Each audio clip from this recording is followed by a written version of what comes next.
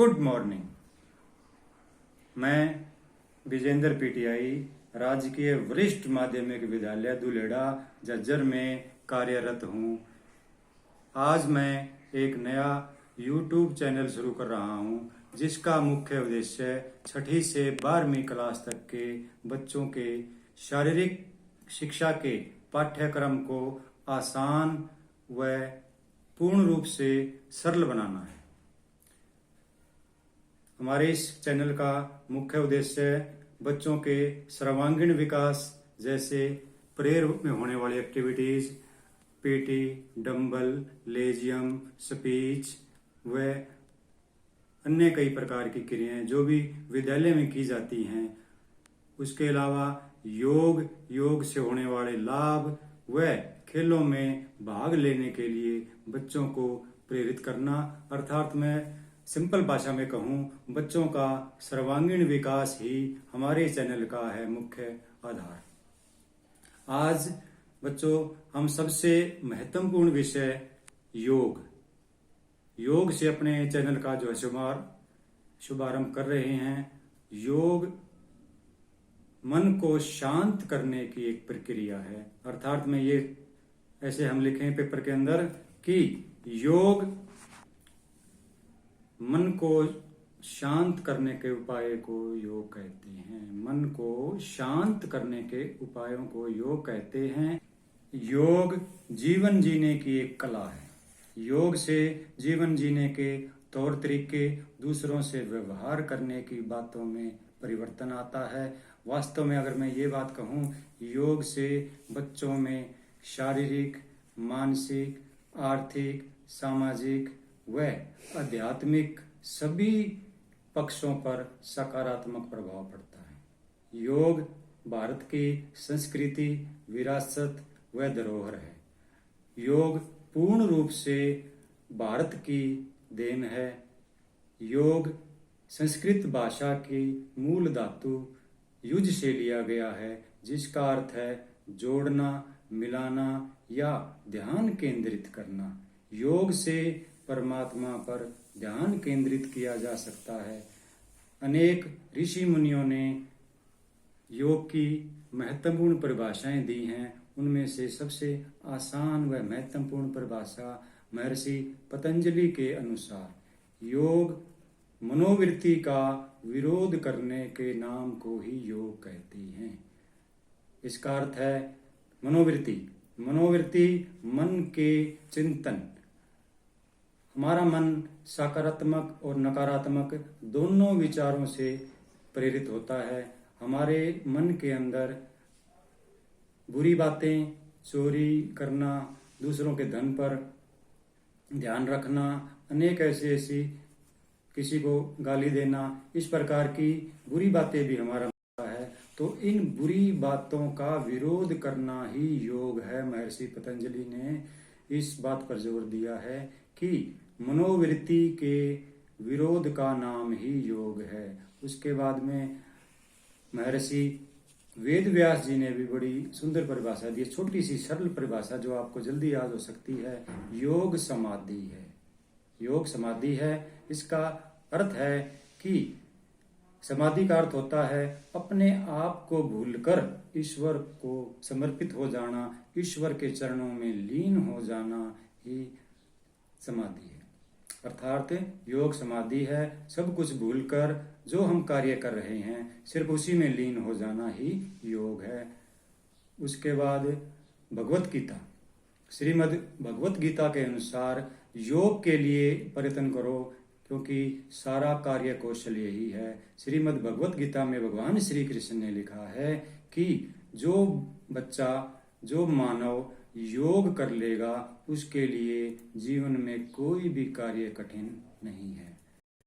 BKS Iyengar के अनुसार योग वह प्रकाश है जिसे एक बार जला दिया जाए तो वह कभी कम नहीं होगा।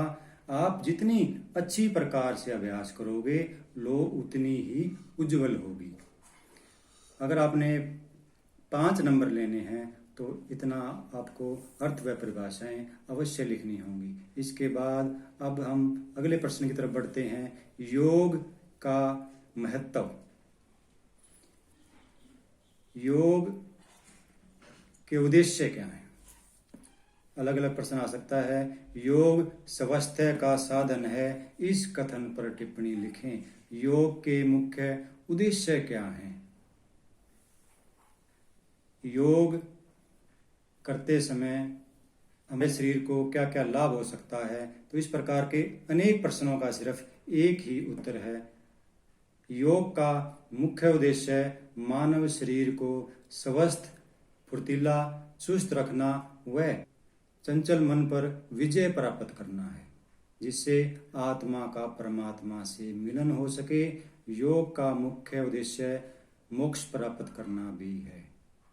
लाभ नंबर 1 से बुद्धि तेज होती है और स्मरण शक्ति का विकास होता है।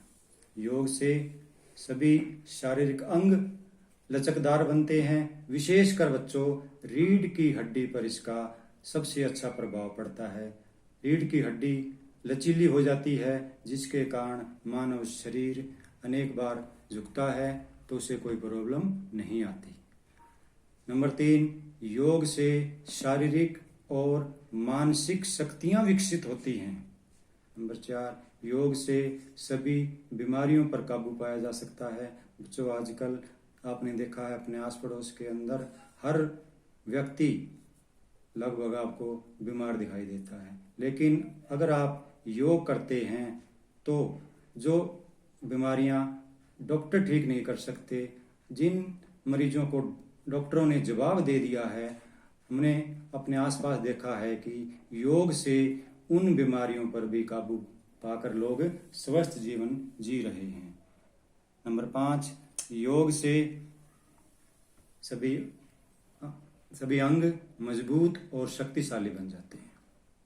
योग करने से बच्चों शरीर के सभी संस्थान जैसे पाचन संस्थान, रक्त संस्थान, स्नायु संस्थान, ये सभी ठीक ढंग से कार्य करते हैं, जिससे मनुष्य स्वस्थ जीवन जीता है। योग करने से मन में तनाव व शारीरिक थकावट दूर हो जाती है। योग करने से बच्चों की पर्सनैलिटी विकसित होती है, जिससे उसके अंदर आत्मविश्वास की वृद्धि होती है। योग करने से हमारा जो चंचल मन है उस पर काबू पाया जा सकता है, मन के विकारों को दूर किया जा सकता है। नंबर 10 योग करने से मनुष्य को आंतरिक खुशी मिलती है और उसके चेहरे पर चमक आ जाती है। योग करते समय किन किन बातों का ध्यान रखना चाहिए, या आपसे ऐसे भी पूछा जा सकता है, एक योग साधक को किन किन निर्देशों का पालन करना चाहिए, या ऐसे पूछा जा सकता है कि योग करते समय बच्चों को किन किन सावधानियों का प्रयोग करना चाहिए। नंबर 1 योग हमेशा किसी प्रशिक्षित व्यक्ति की देखरेख में ही करना चाहिए। कभी भी योग को हल्के में न लें, कभी भी गलत विधि से आसन ना करें, नहीं तो नुकसान हो सकता है। नंबर 2 योग हमेशा स्वस्थ स्थान पर, हरे भरे स्थान पर और समतल स्थान पर ही करना चाहिए, वह वातावरण शांत होना चाहिए। नंबर 2 योग हमेशा खाली पेट ही करें, शौच आदि क्रिया करके ही योग करने चाहिए। नंबर 3 योग करने का कई बार बच्चे समय पूछते हैं, कम से कम योग 15 मिनट और अधिक से अधिक योग 30 मिनट करना चाहिए, इससे आपको भरपूर लाभ होगा। नंबर 4 योग हमेशा संभव हो सके दरी पर या हरी घास पर बैठकर ही, समतल जमीन पर ही करें। नंबर 5 योग करते समय हमेशा चेहरे पर स्माइल होनी चाहिए। कभी भी तनाव या कोई बीमारी के समय योग हमें नहीं करना चाहिए। एक विशेष बात बच्चों में और बताता हूँ, योग करते समय हमेशा नाक से सांस लेना चाहिए, कभी भी मुंह खोलकर सांस नहीं लेना चाहिए। योग करते समय ढीले ढाले वस्त्र पहनने चाहिए, अगर ये भी संभव हो सके तो सूती वस्त्रों का प्रयोग करना चाहिए। अब कई बच्चे बार बार पूछते हैं कि योग करने के कितने समय बाद भोजन करना चाहिए? तो बच्चों कम से कम 1 घंटे के बाद, योग करने के 1 घंटे बाद ही भोजन करना चाहिए। वह सुबह नाश्ते में हल्का और सुपाच्य भोजन करना चाहिए। जितने भी प्रसिद्ध विश्व खिलाड़ी हैं हमारे देश के, वे लगभग सुबह या तो जूस पीते हैं या फिर दलिया और दूध खाते हैं, जिससे उनके अंदर भरपूर कार्बोहाइड्रेट्स की प्राप्ति होती है। इसलिए बच्चों सुबह सुबह 12 बजे से पहले हमेशा ही हल्का नाश्ता करें। ये वीडियो हम आगे बनाएंगे भोजन पर, भी कैसा भोजन खाना चाहिए बच्चों के लिए, कौन सा भोजन उपयुक्त है, किस समय कौन सा भोजन उपयुक्त है। ये वीडियो हम आगे, इसके लिए एक स्पेशल वीडियो बनाई जाएगी। एक विशेष प्रश्न बच्चे बार बार ये भी पूछते हैं कि स्नान कितनी देर में करना चाहिए। कई बच्चे नहाते ही कहीं बाहर करते हैं, कहीं कुएं के पास करते हैं या कहीं नहर के पास अगर वो योगासन कर रहे हैं तो वहीं पे तुरंत योगा करते ही नहाने शुरू हो जाते हैं। बच्चों ऐसा आपने कभी नहीं करना है।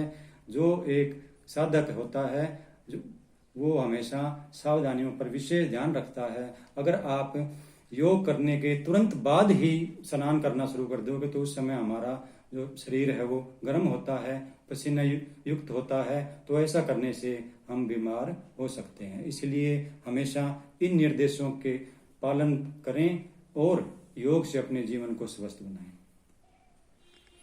बच्चों आपको हमारा ये चैनल कैसा लगा, इसे लाइक करें। अगर आपको हमारा चैनल अच्छा लगा तो कमेंट करके बताएं।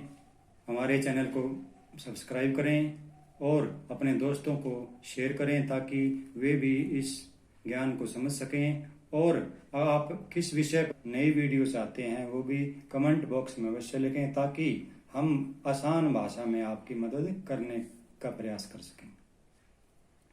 गुड बाय स्टूडेंट्स, फिर मिलते हैं एक नए मोटिवेशन वीडियो के साथ।